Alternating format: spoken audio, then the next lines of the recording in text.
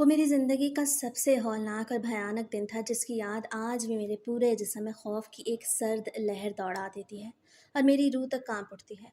मैं उस दिन अपने मायके के छोटे से वॉशरूम में जाके बैठी ही थी कि मुझे अचानक अपने पेट के निचले हिस्से में एक नाकाबिले बर्दाश्त और ऐसा दर्द होने लगा जैसे कोई अंदर से मेरा वजूद खींच रहा हो। उसी लम्हे मुझे अपने जिस्म के अंदरूनी हिस्से से कोई बहुत ही सख्त और अजीब सी चीज़ नीचे आती हुई महसूस हुई। वो कोई आम तकलीफ़ नहीं थी, बल्कि ऐसा लग रहा था जैसे कोई भारी और सख्त गोल गोला नीचे आके बुरी तरह फंस गया हो और मेरा दम घुट रहा हो। मैं दर्द से तड़प उठी और घबराई हुई हालत में वॉशरूम से बाहर आई और रोते हुए अपनी बूढ़ी माँ को बताया कि अम्मा, मेरे जिस्म के अंदर कुछ बहुत अजीब हो रहा है। मुझे नीचे कोई सख्त चीज़ फंसी हुई महसूस हो रही है जिससे मुझसे सीधे खड़े होना भी अजाब बन गया है। मेरी बूढ़ी माँ ने मुझे दिलासा दिया और कहने लगी कि सायरा, तुम इतनी जल्दी जल्दी उम्मीद से हुई हो और अभी चंद दिन पहले ही तुम्हारी तीसरी डिलीवरी हुई है। इसलिए ये बस खून के बड़े बड़े लोथड़े हैं जो अंदर जम जाते हैं और फिर इसी तरह बाहर निकलते हैं। ये अंदर का सारा गंद है जो निकल रहा है। तुम परेशान मत हो, ये खुद ही साफ हो जाएगा। मगर मेरा दिल अंदर से गवाही दे रहा था कि ये कोई आम खून का लोथड़ा या गंद नहीं है, क्योंकि इस चीज़ का सख्तपन और इसकी तकलीफ मेरी बर्दाश्त से बाहर होती जा रही थी। मैं जब भी वॉशरूम जाती तो वो सख्त सा टुकड़ा नीचे की तरफ दबाव डालता और मुझे ऐसा लगता जैसे मेरा पूरा जिस्म अंदर से फट जाएगा। मैंने एक बार फिर हिम्मत की और अपने कांपते हुए हाथों से उस सख्त लोथड़े को पकड़कर नीचे की तरफ खींचने की कोशिश की कि शायद ये बाहर निकल आए और मुझे शदीद तरीन अजाब से निजात मिल जाए। लेकिन जैसे ही मैंने उसे ज़रा सा छुआ और नीचे की तरफ खींचा तो मेरे पूरे पेट, कमर और रगों में ऐसा हौलनाक दर्द उठा कि मेरी आंखों के आगे अंधेरा छा गया और वो चीज़ मेरे वजूद से अलग होने का नाम ही नहीं ले रही थी। वो मेरे जिस्म के अंदरूनी हिस्से के साथ बुरी तरह जुड़ी हुई थी और जब मैंने गौर से देखा तो वो कोई आम खून का क्लॉट नहीं था, बल्कि वो एक सख्त गोल सा गोश्त का टुकड़ा था जिसके ऊपर छोटे छोटे अजीब से दाने बने हुए थे और वो लाल रंग का था। मैं खौफ से वहीं फर्श पे बैठ के अकेली रोती रही। 3-4 दिन तक मैं उसी जहन्नुम नुमा तकलीफ में जलती रही। मैं रातों को दर्द के मारे उठ उठ के बैठ जाती और अकेली रोती थी। मैंने बार बार रोते हुए अपनी अम्मी और बड़ी भाभी से कहा कि खुदा के लिए मुझे किसी डॉक्टर के पास ले जाओ। ये अंदर का गंद नहीं है, ये कुछ और है। अगर ये बाहर ना निकला तो मैं मर जाऊंगी। मेरी हालत दिन ब दिन इतनी ख़राब हो गई कि मेरा चेहरा बिल्कुल पीला पड़ गया और मुझसे एक कदम भी चला नहीं जा रहा था। बिलाखिर मेरी ये हालत देखकर मेरी बड़ी भाभी और मेरी माँ मुझे मायके के पास वाले अस्पताल लेके भागी, जहाँ लेडी डॉक्टर ने मुझे बेड पे लिटाया और जब उन्होंने मेरा मुआयना किया तो मुआयना करते ही डॉक्टर के चेहरे का रंग उड़ गया। उन्होंने अपने सर पे हाथ रख लिया और फिर उस लेडी डॉक्टर ने मुझे जो हकीकत बताई वो सुन के तो मेरे पैरों तले से ज़मीन निकल गई, क्योंकि सुर्ख ज़र्क बर्क जोड़े में लिपटी मेरा दिल किसी चिड़िया की तरह कांप रहा था। मेहंदी की तेज़ खुशबू, सहेलियों के ऊंचे कहकहे और शहनाइयों का शोर अब पीछे छूट चुका था। मैं एक बिल्कुल नए और अनजान घर के अंधेरे कमरे में अकेली बैठी थी, जहाँ का रंग, खुशबू, दीवारें और माहौल सब मेरे लिए बिल्कुल अजनबी और नामानूस था। मैं बार बार अपने कामते हुए हाथों की लकीरों को देख रही थी जिन पर अरसलान के नाम की गहरी मेहंदी रची थी। मेरे मासूम दिल में हज़ारों अरमान थे, मोहब्बत के रंगीन और खूबसूरत ख्वाब थे और एक मानूस सी आस थी कि अब इस ज़िंदगी का हमसफ़र इसके इस सब दुख सुख का साथी बनेगा और मुझे अपने सीने से लगा के कहेगा कि अब तुम अकेली नहीं हो। मैं घूंघट की ऊट से बार बार लकड़ी के भारी दरवाजे की तरफ देख रही थी कि कब अरसलान आए और मोहब्बत का कोई पहला मीठा बोल बोले, जिससे मेरे दिल का सारा खौफ हमेशा के लिए ख़त्म हो जाए और मुझे सुकून मिल जाए। मैंने सोचा था कि वो मेरा घूंघट उठा के मेरी आंखों में झांकेगा और मुझे यकीन दिलाएगा कि ये नया घर अब मेरा अपना है। लेकिन मेरी ये सारी सोचें बस एक मासूम लड़की का वहम थी, जिनका हकीकत से दूर दूर तक कोई वास्ता नहीं था। कमरे का दरवाज़ा एकदम झटके से खुला और अरसलान अंदर दाखिल हुआ। मेरे दिल की धड़कनें इतनी तेज़ हो गईं कि मुझे खुद अपने सीने में उनका शोर सुनाई देने लगा। अरसलान मेरे करीब आके बेड पे बैठ गया, लेकिन उसके चेहरे पे किसी रिवायती दुल्हे की मुस्कुराहट या नरमी का नामो निशान तक नहीं था, बल्कि एक अजीब सी संजीदगी, रूखापन और सख्ती थी। मैंने शर्म और हया से अपनी नज़रें मज़ीद झुका ली। मुझे पूरी उम्मीद थी कि वो मेरा कामता हुआ हाथ अपने हाथ में थामेगा, मेरे हुस्न की तारीफ़ करेगा या कम से कम ससुराल के इस नए और अजनबी माहौल में मुझे दिलासा देगा। लेकिन उसने एक गहरा और ठंडा सांस लिया और बगैर किसी तमहीद के एक ऐसे लहजे में बोलना शुरू कर दिया जिसने मेरे पूरे जिस्म को सुन कर दिया और मेरे खून को रगों में ही जमा दिया। उसने मुझसे इंतहाई सर्द लहजे में कहा कि सायरा, देखो, अब तुम इस घर की बहू बन के आ चुकी हो। शादी की ये चमक दमक, रोशनियाँ, हंसी मजाक, रस्में बस आज रात तक की ही थी। कल सुबह से तुम्हें इस घर के तमाम तौर तरीके और असूल सीखने होंगे। मेरे वालिदैन बहुत बूढ़े और बीमार हैं। मेरी 3 छोटी बहनें हैं जिनकी शादियां भी होनी हैं। मैं इस पूरे घर का इकलौता कमाने वाला हूँ और मेरी ज़िंदगी में इन जज्बाती और रोमानवी बातों की कोई जगह नहीं। मुझे एक ऐसी बीवी चाहिए जो मेरे घर वालों का दिन रात ख्याल रखे, उनकी दिल से खिदमत करे और इस घर के माहौल में ऐसे एडजस्ट हो जाए कि किसी को भी तुमसे या मुझसे शिकायत का कोई मौका न मिले। मुझे उम्मीद है तुम अपनी जिम्मेदारियों को समझोगी और मुझे ज़िंदगी में कभी मायूस नहीं करोगी, क्योंकि मैं अपनी माँ की आंखों में एक आंसू भी बर्दाश्त नहीं कर सकता। उसके ये सख्त और बेहिस अल्फाज किसी ठंडे बर्फीले पानी के छींटे की तरह मेरे तमाम अरमानों पे पड़े। मेरे मोहब्बत भरी बातें सुनने की आरज़ू हमेशा के लिए एक अधूरी आरज़ू ही रह गई। मैं कुछ कहना चाहती थी, अपने दिल का हाल बताना चाहती थी। मैं उसे कहना चाहती थी कि मैं भी एक इंसान हूँ, कोई मिट्टी का खिलौना नहीं। लेकिन अरसलान की संजीदा और पत्थर जैसी आंखों ने मुझे बिल्कुल खामोश कर दिया। अरसलान ये रूखी बातें कह के दूसरी तरफ मुंह करके चादर तान के सो गया और मैं रात भर अपने भारी सुर्ख जोड़े में अकेली बेड के कोने पे बैठ के रोती रही। मोहब्बत का वो खूबसूरत महल जो मैंने अपने ख्वाबों में सालों से बनाया था, पहले ही दिन रेत की दीवार साबित हुआ और मेरी आंखों के गर्म आंसू मेरे रुखसारों पर बहते रहे और सिसकियां मेरे हलक में ही घुट के रह गईं। अगली सुबह भी सूरज की पहली किरण भी ठीक से नहीं निकली थी और अंधेरा बाकी था कि मेरी सास ने कमरे के लकड़ी का दरवाज़ा ज़ोर ज़ोर से खटखटाना शुरू कर दिया। उनकी आवाज़ में एक अजीब सी चरचराहट थी। वो ऊंची आवाज़ में बोली कि सायरा उठो, नई दुल्हन सारा घर जाग गया है और तुम अभी तक ख्वाब खरगोश के मज़े ले रही हो। आकर जल्दी से किचन संभालो, सबके नाश्ते का वक्त हो गया है और मर्दों ने काम पे जाना है। मैंने जल्दी से बिस्तर छोड़ा, अपने सूजे हुए आंसू पूछे और भारी लेसों वाला ज़बरदस्ती का नया सूट पहनकर किचन की तरफ भागी। मेरे पाँव में पहनी पायल का शोर जो कभी मेरे मायके में मेरे ख्वाबों का नगमा था, अब मेरे लिए एक पाबंदी की जंजीर बन चुका था। पहले ही दिन से मुझे भारी ससुराली जिम्मेदारियों के एक ऐसे चक्कर व्यू में फंसा दिया गया जहाँ काम कभी ख़त्म होने का नाम ही नहीं लेता था। एक बर्तन धोती तो दूसरा सामने आ जाता। दिन गुजरते गए और मेरी ज़िंदगी सुबह के नाश्ते से शुरू होकर रात के बर्तन धोने पर ख़त्म होने लगी। सुबह 5 बजे उठना, पूरे घर की सफाई करना, झाड़ू पोंछा लगाना, सास ससुर की दवाइयाँ और कावे वक्त पे देना, नंदों के नखरे और उनकी फरमाइशें उठाना और अरसलान के दफ्तर जाने की तैयारी करना, ये मेरा रोज़ का मामूल बन गया। इस मुसलसल भाग दौड़ में मैं अक्सर अपना नाश्ता करना भी भूल जाती थी और दोपहर को बचा कुचा खाना खाकर गुजारा करती। मेरे चेहरे की रौनक और रंगत उड़ने लगी और आंखों के गिर्द गहरे स्याह हल्के वाजे होने लगे। लेकिन इस पूरे घर में कोई भी ऐसा रहमदिल इंसान नहीं जो मुझसे प्यार से पूछता कि सायरा तुमने कुछ खाया भी है या नहीं, या तुम्हारी तबीयत कैसी है। सबको बस अपने काम से मतलब था और मैं उनके लिए एक मुफ्त की खादमा थी। सबसे ज़्यादा तकलीफ दे बात मेरे लिए अरसलान का बदला हुआ रवैया था। वो जब भी दफ्तर से थका हारा घर आता, मैं उसके पास बैठने की कोशिश करती थी। मैं चाहती थी कि अरसलान मेरे सर पर प्यार से हाथ रखे, दो मीठे और हमदर्दी के बोल बोले, लेकिन अरसलान का एक ही रटा रटाया जवाब होता था कि मैं बहुत थका हुआ हूँ, मेरे सर में दर्द है, मुझे फ़ौरन कड़क चाय दो और मुझे सोने दो। तुम औरतों के पास फालतू बातों के अलावा और कोई काम नहीं होता, या फिर वो अपनी माँ के पास बैठ के घर की बातें और मेरी शिकायतें सुनने लग जाता था। अगर मैं कभी अपनी शदीद थकन या जिस्म के दर्द का जिक्र करती तो अरसलान फ़ौरन गुस्से में लाल पीला होकर कहता कि तुम मायके से राजकुमारी बन के आई हो क्या, जो ज़रा सा काम करके एहसान जताने लगती हो। मेरी माँ ने अकेले अपने ज़माने में पूरा घर संभाला है और कभी उफ तक नहीं की। उनसे कुछ सीखो और अपना दिल बड़ा करो, यहाँ नखरे नहीं चलेंगे। मैं खामोशी से सब कुछ सहती रही। मैंने अपने दिल को समझाया कि शायद वक्त के साथ सब ठीक हो जाएगा और इनका दिल पिघल जाएगा। मैं हर ससुराली मेंबर को खुश रखने के लिए दिन रात कोशिश करती थी। नंदों के कपड़े इस्त्री करने से लेकर उनके जूते साफ करने और ससुर के पाँव दाबने तक मैंने हर काम को अपना फ़र्ज़ और इबादत समझ के किया। लेकिन इस बेहिस घर के मयार इतने सख्त और ऊंचे थे कि मेरी हर अच्छाई को उनका हक समझ लिया गया और ज़रा सी गलती या देर होने पर तानों और गालियों की बरसात शुरू हो जाती थी। मुझे लगता था जैसे मैं कोई इंसान नहीं हूँ, बल्कि एक लकड़ी का बेजान गुड्डा हूँ, जिसे जैसे चाहो उँगलियों पे चलाओ और जब दिल भर जाए तो साइड पे फेंक दो।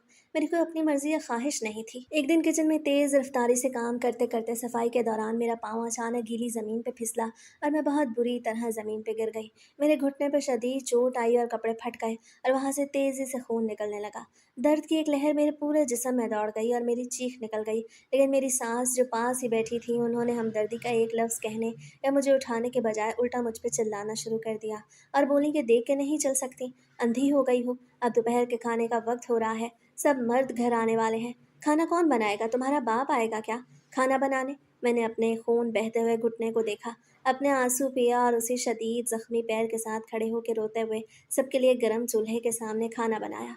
उस तपते हुए छोटे से किचन में जहाँ गर्मी से मेरा दम घुटता था, मुझे पक्का एहसास हुआ कि मैं इस घर में एक इज़्ज़तदार बहू बन के नहीं, बल्कि एक ऐसी सस्ती मुलाज़िमा बन के आई हूँ जिसकी कोई इज़्ज़त और हैसियत नहीं है। अभी मेरी शादी को मुश्किल से 15 दिन ही गुजरे थे कि घर की फ़िज़ा अचानक बिल्कुल बदल गई और एक नया तूफ़ान खड़ा हो गया। एक शाम जब सब बैठ के सहन में चाय पी रहे थे, मेरी सास ने प्याली मेज़ पे पटकी और मुझे घूरते हुए अरसलान से ऊँची आवाज़ में बोली कि अरसलान, अब शादी को 15 दिन हो गए हैं। अब इस घर में किसी बच्चे की किलकारियाँ होनी चाहिए। मैं अब दिन-ब-दिन बूढ़ी और बीमार हो रही हूँ। मुझे मरने से पहले अपने पोते का मुँह देखना है और उसकी लोरियाँ सुननी हैं। मैं ये सुनकर शर्म और इबरत से पानी-पानी हो गई। अभी तो मेरे हाथों की मेहंदी के रंग भी ठीक से मद्धम नहीं हुए थे और बात बच्चे तक पहुंच गई थी, जिसने मुझे अंदर से बुरी तरह खौफज़दा कर दिया। अरसलान ने भी अपनी माँ की हाँ में हाँ मिलाई और मेरी तरफ इशारा करते हुए मुझसे कहा कि जी अम्मा, मैं भी यही सोच रहा था। हमारे ख़ानदान में तो शादियाँ होते ही पहले साल ही गोद हरी हो जाती है। सायरा, तुम अभी अपने मैके वाली सुस्ती छोड़ो और अपने टेस्ट वगैरह कराओ, या जो भी देसी जड़ी बूटियाँ और टोटके अम्मा बताएं उन पर सख्ती से अमल करो। मुझे ज़िंदगी में सुस्ती और ताख़ीर बिल्कुल पसंद नहीं। नंदों ने भी पीछे से तालियां बजा के हंसना शुरू कर दिया, जैसे ये कोई मजाक हो। मेरा सर शर्म और खौफ से झुक गया और मैं वहां से भागकर किचन में चली गई, जहां मैंने सिंक के सामने खड़े होकर अकेले रोती रही और अपने नसीब को कोसती रही। उस दिन के बाद से तो मेरी ज़िंदगी एक चलता फिरता दोज़ख बन गई। घर का हर फर्द अब मेरे पेट की तरफ गंदी और सवालिया नज़रों से देखने लगा। मेरी सास ने रोज़ सुबह निहार मुँह मुझे कड़वे देसी जशांदे और बदबूदार जड़ी बूटियाँ ज़बरदस्ती पिलाना शुरू कर दी, ताकि गोद जल्दी हरी हो जाए। मुझे इन चीज़ों की बू से शदीद उल्टियाँ होती, मेरा जी मतलाता और सर चकराता, लेकिन अरसलान मेरे सर पे खड़ा होकर सख्ती से कहता कि अम्मा तुम्हारे भले के लिए और हमारे ख़ानदान के वारिस के लिए कर रही हैं। चुपचाप एक घूंट में पी लो और ये नखरे और ड्रामे मुझे मत दिखाओ। नखरे दिखाने वाली औरतें मुझे जहर लगती हैं और मैं दूसरा निकाह करने में देर नहीं करूँगा। महीने गुजरते गए और ससुराल वालों का दबाव मुझ पर और अरसलान पे बढ़ता चला गया। मुझ पे काम का बोझ और ज़हनी तनाव इस हद तक बढ़ गया कि मैं अंदर से बिल्कुल खोखली और कमज़ोर होने लगी। मेरी सास की ज़ुबान अब मेरे लिए दिन रात ज़हर उगलने लगी थी। वो मोहल्ले में कहती थी कि पता नहीं कैसी बांझ लड़की चुन लाए हम अपने कमाऊ बेटे के लिए। 1 साल होने को आया और गोद अब तक सूनी है। हमारे यहाँ तो शादियाँ होते ही बच्चे लाइन से पैदा होते हैं। अरसलान ने भी अब मुझसे सीधे मुंह बात करना और देखना छोड़ दिया था। मुझे अपनी ज़िंदगी की सबसे बड़ी नाकामी और मनहूसियत समझने लगा था, जिससे मेरा दिल खून के आंसू रोता था और मैं रातों को तकिए में मुंह दे के रोती, ताकि आवाज़ बाहर ना जाए। फिर खुदा का करना ऐसा हुआ कि वो दिन आ गया जब मेरी मेडिकल रिपोर्ट मुस्बत आई और मैं माँ बनने वाली थी। इस खबर ने पूरे घर में जैसे कोई ईद का समा पैदा कर दिया। मेरी सास ने पूरे मोहल्ले में घूम घूम के मिठाइयाँ बांटी और अरसलान ने भी महीनों बाद मेरे चेहरे को देखकर एक हल्की सी मुस्कुराहट दी। मैंने सजदे में गिर के शुक्र का लंबा सांस लिया कि शायद अब मेरी तकलीफ़ें और ताने हमेशा के लिए कम हो जाएंगे। अब मुझे थोड़ा आराम मिलेगा और अरसलान की खोई हुई मोहब्बत नसीब होगी। लेकिन ये मेरी ज़िंदगी की सबसे बड़ी भूल और नादानी थी, क्योंकि ससुराल वालों का जालिमाना रवैया मेरे साथ अब भी रत्ती बराबर नहीं बदला था, बल्कि काम और बढ़ गया था। हमल के इन कठिन और मुश्किल महीनों के दौरान भी मुझे कोई आराम या बेड रेस्ट नहीं मिला। मेरी सास का पुराना राग अब भी जारी था कि हमल में जितना झुक के काम करोगी, बच्चा उतना ही तंदुरुस्त और चुस्त पैदा होगा और डिलीवरी आसान होगी। हमने भी अपने ज़माने में हमल के दौरान खेतों में हल चलाए हैं और भारी घड़े उठाए हैं। तुम तो बस घर का मामूली काम ही करती हो, इसमें क्या मौत आती है। मैं भारी पेट के साथ 9वें महीने तक झुक झुक कर पूरे बड़े घर में पोंछा लगाती, तपते किचन की गर्मी में लू के थपेड़ों के सामने 100-100 रोटियां बेलती। मुझे शदीद जिस्मानी कमज़ोरी थी। डॉक्टर ने मुझे खून की शदीद कमी बताई थी और अल्ट्रासाउंड के बाद मुकम्मल बेड रेस्ट का कहा था। लेकिन अरसलान ने डॉक्टर की वो पर्ची गुस्से में ये कह के फाड़ कर कूड़ेदान में फेंक दी कि ये शहर के डॉक्टर आजकल बस डराते हैं और गरीबों से पैसे बटोरते हैं। मेरी माँ से ज़्यादा तजुर्बाकार कोई डॉक्टर नहीं है। चुपचाप काम करो ताकि बच्चा नॉर्मल हो।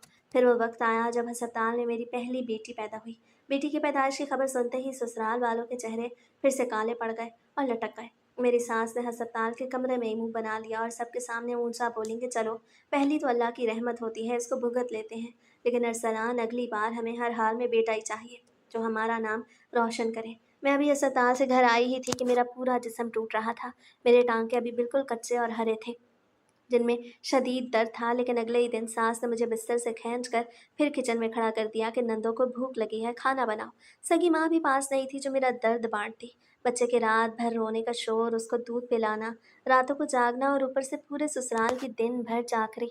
मेरा जिस्म अब गोश्त पोस्ट से खाली होकर हड्डियों का एक ढांचा बन चुका था। लेकिन ससुराल की प्यास और जुल्म अभी नहीं बुझी थी। मैं अभी पहले बच्चे के सदमे, थकन और कमज़ोरी से संभली भी नहीं थी कि मेरी सास ने दूसरे बच्चे और बेटे का राग अलापना शुरू कर दिया, जिसने मुझे अंदर से बिल्कुल तबाह करके रख दिया। मेरी पहली बेटी अभी मुश्किल से चंद माह की ही हुई थी कि पूरे घर में एक बार फिर से मेरे खिलाफ साजिशों का बाजार गर्म हो गया। मेरी सास अब मुझे देख के खुल्लम खुला कहती थी कि एक लड़की पैदा करके तुमने कौन सा तीर मार लिया है। हमें तो अपने ख़ानदान का चराग चाहिए जो अरसलान का नाम रोशन करे। अरसलान की नौकरी बहुत मुख्तसर थी। उसकी तनख्वाह इतनी कम थी कि घर का खर्चा चलाना भी एक अज़ाब बन चुका था। महीने के शुरू में ही पैसे ख़त्म हो जाते थे और घर में खाने पीने की अशिया का कहर पड़ जाता था। लेकिन इस तंगी के बावजूद मेरी नंदों का मेरे घर में आना जाना लगा रहता था। वो दोनों शादीशुदा थीं, लेकिन अपने ससुराल से ज़्यादा मेरे घर पे डेरे डाले रखती थीं, और उनके साथ उनके शौहर और बच्चे भी आते थे। अरसलान अपनी बहनों पर जान छिड़कता था। वो अपनी तनख्वाह का बड़ा हिस्सा उनकी फरमाइशों, उनके बच्चों के कपड़ों, जूतों और महंगे खानों पे उड़ा देता था। नंदे जब भी आती तो घर में गोश्त और अच्छे पकवान बनते, जिन्हें सास, नंदे और अरसलान मिल के मज़े से खाते, लेकिन मेरे लिए आखिर में किचन से सिर्फ बची हुई हड्डियाँ और सूखी रोटी के टुकड़े बचते थे। मैं सारा दिन एक टांग पे खड़े होकर इन मेहमानों की खिदमत करती, बर्तन धोती, कपड़े साफ करती, लेकिन जब खाने का वक्त आता तो मुझे पिछली सफ में धकेल दिया जाता। मैं किचन के कोने में बैठ के ठंडा सालन और ठंडी रोटियां खाकर अपने आंसू पीती थी और खुदा का शुक्र अदा करती थी कि चलो किसी तरह ये दिन भी गुजर गया। अरसलान को कभी ये तौफीक ना हुई कि वह अपनी बहनों को फजूल खर्ची से रोके या अपनी बीवी के लिए फल या कोई अच्छी चीज़ ला के दे। उसके पास बहनों के लिए पैसे थे, लेकिन मेरी बीमारी या मेरी बेटी के दूध के लिए हमेशा पैसे ख़त्म हो जाते थे।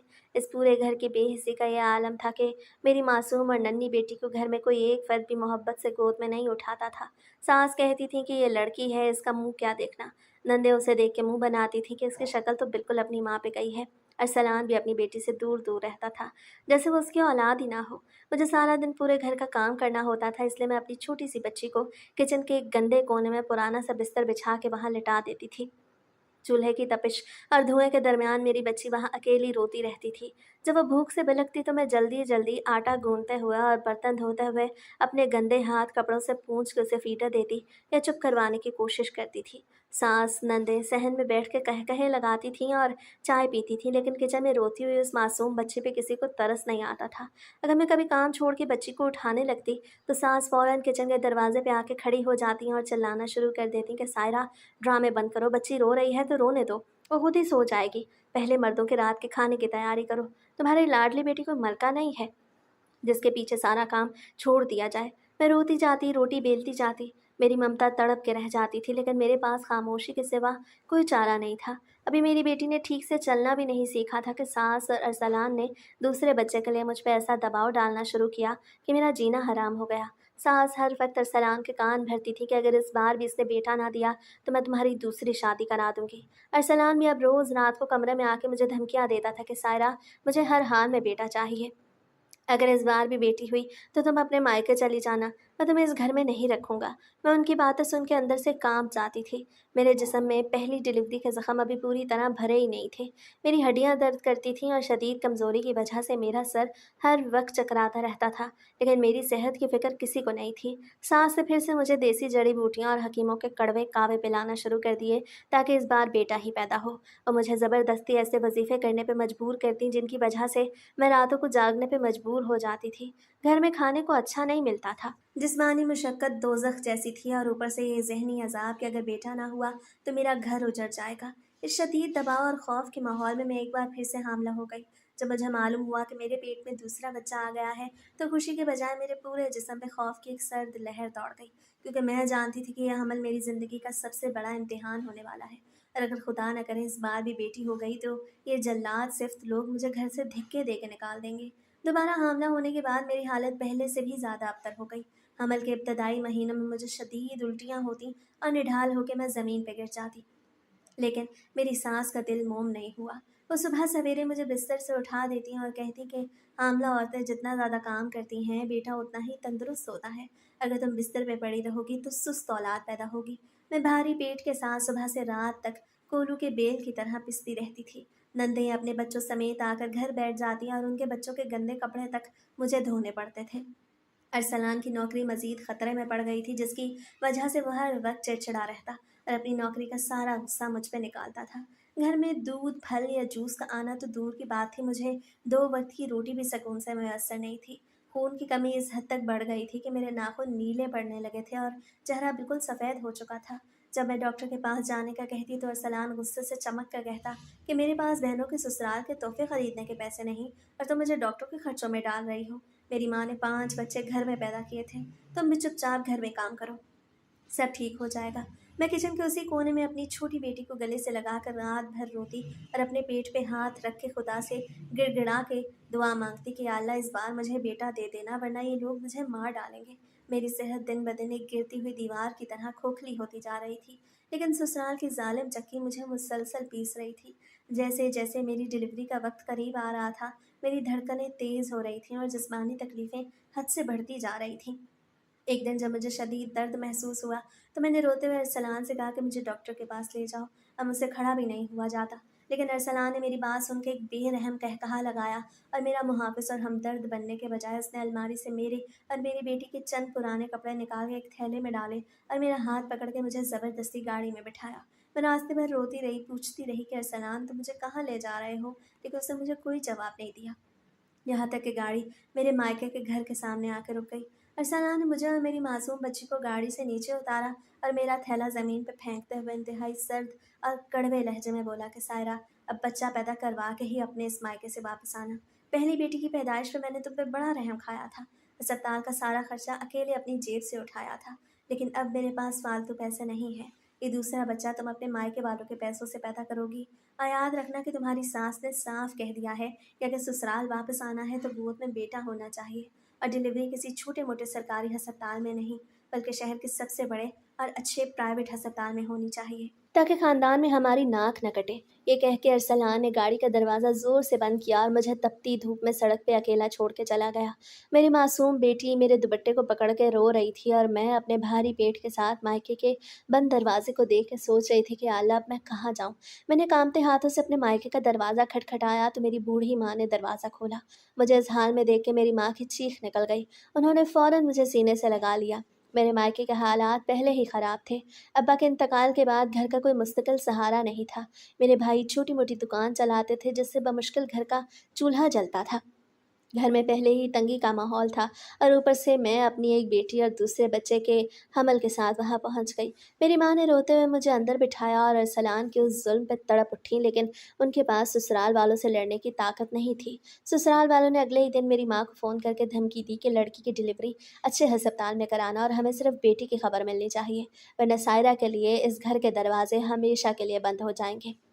मेरी बूढ़ी माँ रातों को उठ-उठ के खुदा के सामने रोती थी कि वो इतने बड़े अस्पताल के खर्चे कहाँ से लाएगी। अगर फिर से बेटी हो गई तो उसकी मासूम बच्ची का घर उजड़ जाएगा। मैं मायके के एक छोटे से कमरे में लेटी अपनी बेटी को देखती और अपने पेट पे हाथ रख के रोती कि काश मैं इस दुनिया में ही ना आई होती तो ना मुझे ये दिन देखना पड़ता और न मेरी माँ मेरी वजह से इस उम्र में परेशान होती।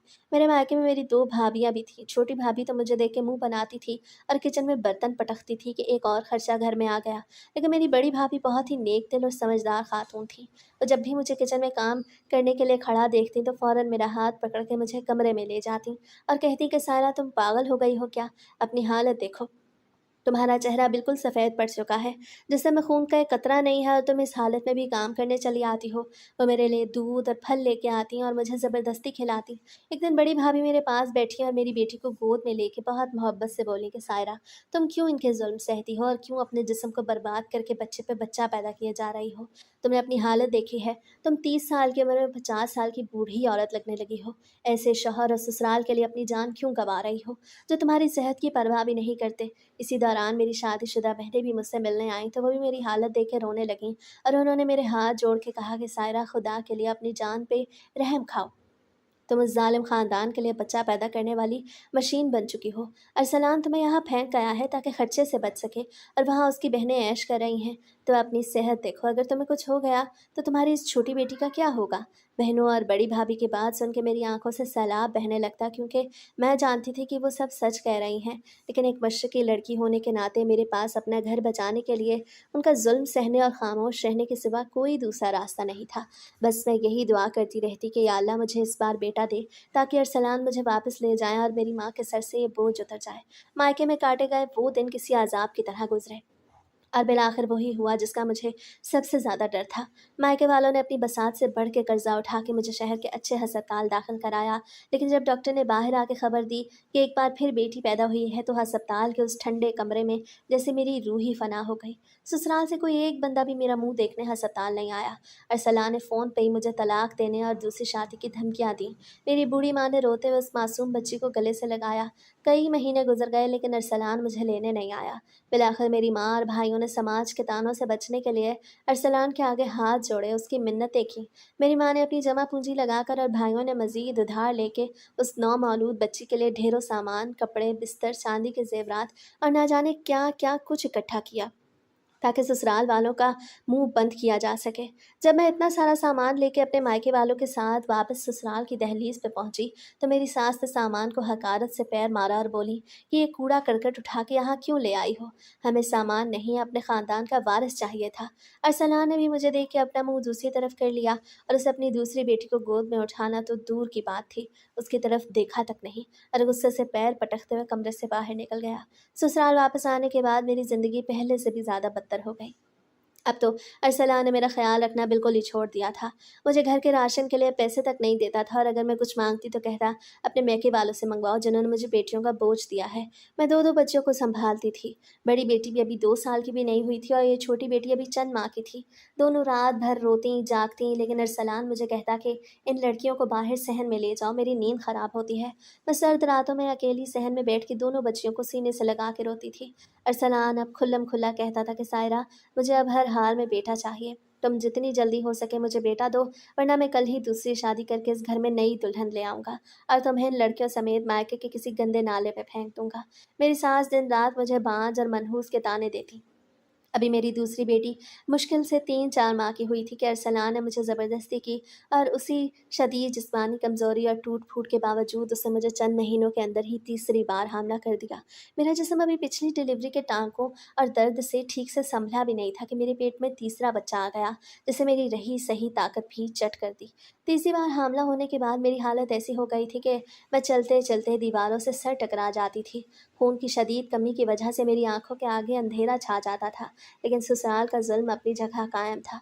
जब मेरा नवां महीना शुरू हुआ और डिलीवरी का वक़्त बिल्कुल करीब आ गया, तो अरसलान ने एक बार फिर वही पुरानी बेरहमी दिखाई।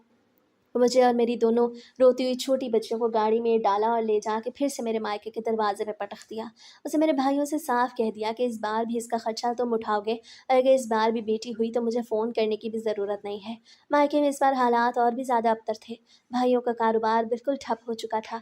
भाभियाँ अब खुल के मेरे खिलाफ बोलती थीं कि तुम्हारा शौहर हर बार तुम्हें यहाँ फेंक जाता है, हम कब तक तुम्हारा और तुम्हारी बेटियों का बोझ उठाएंगे। बिलाखिर मायके के उसी तपते हुए माहौल में मेरी तीसरी बेटी पैदा हो गई। जैसे ये खबर अरसलान और मेरी सास को मिली, तो उन्होंने फ़ोन पे ही कह दिया, अब तुम वहीं अपने मायके में सड़ो और इन तीनों लड़कियों को वहीं पालो। हमारे घर में तुम्हारे लिए कोई जगह नहीं। न शौहर आया, ना ही ससुराल का कोई बंदा मेरा पता लेने आया। मैं मायके के एक अंधेरे कमरे में अपनी तीनों मासूम बच्चियों को देखकर खून के आंसू रो रही थी। मेरी हालत इतनी ख़राब थी कि मुझसे बिस्तर से उठा भी नहीं जा रहा था, और दिल में एक अजीब सा खौफ बैठ गया था कि अब मेरी ज़िंदगी का क्या होगा। तीसरी बेटी की पैदाइश को अभी चंद ही दिन गुजरे थे कि मेरे जिस्म के अंदर अजीब व गरीब तब्दीलियाँ होने लगीं। मुझे पेट के निचले हिस्से में ऐसा शदीद दर्द होता था जैसे कोई अंदर से मेरा गोश्त खींच रहा हो। डिलीवरी के बाद जो गंध निकलता है, मुझे लगा ये वही अंदर का गंध है जो बाहर आ रहा है, इसलिए मैंने उस पर ज़्यादा तवज्जो नहीं दी। लेकिन तीसरे दिन दर्द की शिद्दत इतनी बढ़ गई कि मेरे पूरे जिस्म से पसीना छूट गया। मैं बहुत मुश्किल से दीवारों का सहारा लेती हुई वॉशरूम की तरफ गई। जैसे ही मैं वहाँ बैठी तो मुझे एकदम ऐसा महसूस हुआ कि मेरे जिस्म के अंदर से कोई बहुत बड़ी और सख्त चीज़ नीचे की तरफ फंस गई है। वो एक सख्त सा लोथड़ा था जो नीचे आके अटक गया था। दर्द की मारी मेरी चीखें निकलने लगीं। मुझे लगा ये कोई खून का बड़ा लोथड़ा है जो अंदर फंसा हुआ है। मैंने हिम्मत की और अपने कांपते हाथों से उस सख्त लोथड़े को पकड़ के नीचे की तरफ खींचने की कोशिश की। जैसे ही मैंने उसे थोड़ा सा खींचा तो मेरे पूरे पेट और कमर में ऐसा हौलनाक दर्द हुआ कि मुझे लगा मेरी जान ही निकल जाएगी। मैंने गौर से देखा तो वो कोई आम खून का लोथड़ा नहीं था, बल्कि वो एक सख्त सा गोल सा टुकड़ा था जिसके ऊपर छोटे छोटे लाल रंग के दाने बने थे, और वो मेरे जिस्म के अंदरूनी हिस्से से पूरी तरह जुड़ा हुआ था। मैं दर्द से तड़पते हुए वहीं वॉशरूम के फर्श पे गिर गई, और मेरी आवाज़ सुन के मेरी बड़ी भाभी भागती हुई वॉशरूम की तरफ आई। उन्होंने जब मुझे इस हाल में देखा तो उनकी चीख निकल गई। वो फ़ौरन मुझे मायके के पास वाले अस्पताल लेके भागी। जहाँ डॉक्टर ने मेरा मुआयना किया, और मुआयना करने के बाद जब उन्होंने मुझे हकीकत बताई तो मेरे पैरों तले से ज़मीन निकल गई और मेरे होश उड़ गए। क्योंकि डॉक्टर ने मुझसे कहा कि सायरा, ये कोई खून का लोथड़ा नहीं है, बल्कि ये तुम्हारी बच्चादानी है जो पै दर पै बच्चों की पैदाइश और शदीद जिस्मानी मशक्क़त की वजह से अपनी जगह छोड़कर मुकम्मल तौर पर बाहर आ चुकी है। डॉक्टर की ये बात सुन के कि ये मेरी बच्चादानी है जो बाहर आ गई है, मेरे सर पे जैसे आसमान टूट पड़ा और मैं वहीं अस्पताल के बेड पे फूट फूट के रोने लगी। लेडी डॉक्टर ने मेरा हाथ थामा और मुझे बेड पे सीधा लेटाते हुए बहुत ही हमदर्दी और अफसोस के साथ मुझसे कहने लगी कि सायरा, तुमने अपने जिस्म के साथ ही क्या जुल्म किया है। तुम हर साल बच्चा पैदा करने वाली कोई मशीन नहीं हो। कुदरत ने औरत के जिस्म के अंदर एक पूरा निज़ाम रखा है, और ये बात तो हमारे दीन में भी है कि माएँ अपने बच्चों को पूरे 2 साल तक अपना दूध पिलाएं। कुदरत ने ये 2 साल का निज़ाम इसलिए रखा ताकि एक बच्चे की पैदाइश के बाद माँ के जिस्म के अंदरूनी ज़ख्म भर सकें, उसकी हड्डियाँ वापस मजबूत हो सकें और पहले बच्चे को 2 साल तक अपनी माँ की पूरी तवज्जो, प्यार और दूध मिल सके। तुमने कुदरत के इस कानून को तोड़ा और इतनी जल्दी जल्दी बगैर किसी वक्फे की उम्मीद से हो गई। तुमने अपने जिस्म को अंदर से बिल्कुल खोखला कर दिया है। मैंने रोते हुए अपने आंसू पूछे और डॉक्टर को कामती आवाज़ में बताया कि डॉक्टर साहिबा, इसमें मेरा कोई कसूर नहीं। मेरा शौहर और मेरी सास मुझे दिन रात ताने देते थे, और सलाल मुझे धमकी देता था कि अगर मैंने जल्दी बेटा ना दिया तो मुझे घर से निकाल के दूसरी शादी कर लेगा। मैंने अपना घर बचाने के लिए ये सब कुछ सहा। मेरी बात सुन के डॉक्टर ने गहरा सांस लिया और गुस्से से बोली कि सायरा, तुम्हारे उस जाहिल शौहर का तो कुछ नहीं जा रहा। तकलीफ़ और अजाब तो तुम झेल रही हो। तुमने अपनी हालत देखी है, तुम्हें कुछ हो गया तो तुम्हारी इन 3 मासूम और छोटी बच्चियों का इस दुनिया में कौन होगा। वो ससुराल वाले तो दूसरी शादी करके ऐश करेंगे और तुम्हारी बच्चियाँ रुल जाएंगी। याद रखो, ये बच्चादानी जो बाहर आई है, अगर ये दोबारा बाहर आई या इसमें कोई इन्फेक्शन हो गया तो हमें ये बच्चादानी ऑपरेशन करके हमेशा के लिए जिस्म से बाहर निकालनी पड़ेगी और तुम कभी माँ नहीं बन पाओगी। अभी तो मैं इसे आर्जी तौर पे वापस अंदर सेट कर रही हूँ, लेकिन तुम्हें अब मुकम्मल बेड रेस्ट करना होगा, वरना तुम्हारी जान को शदीद खतरा है। लेडी डॉक्टर ने मुझे तसल्ली दिया, फिर उन्होंने दस्ताने पहन के मुझे गहरे और लंबे सांस लेने को कहा। दर्द की एक शदीद लहर मेरे पूरे वजूद में दौड़ गई जब डॉक्टर ने अपने हाथों के मखसूस अमल के ज़रिए इंतहाई महारत से उस बाहर आई हुई सूजी हुई बच्चादानी को आहिस्ता आहिस्ता दबा के वापस मेरे जिस्म के अंदरूनी हिस्से में अपनी असल जगह पे सेट करना शुरू किया। वो अमल इतना तकलीफ दे था कि मेरी आंखों के आगे अंधेरा छा गया और मैंने अपनी बड़ी भाभी का हाथ मजबूती से थाम लिया जो मेरे पास खड़ी रो रही थी। डॉक्टर ने बड़ी मुश्किल से उस बच्चादानी को वापस अंदर सेट किया और मुझे सख्त पट्टियाँ बांधी और मुझे दर्द की तेज़ दवाएं दी और सख्त हिदायत की कि अगले 3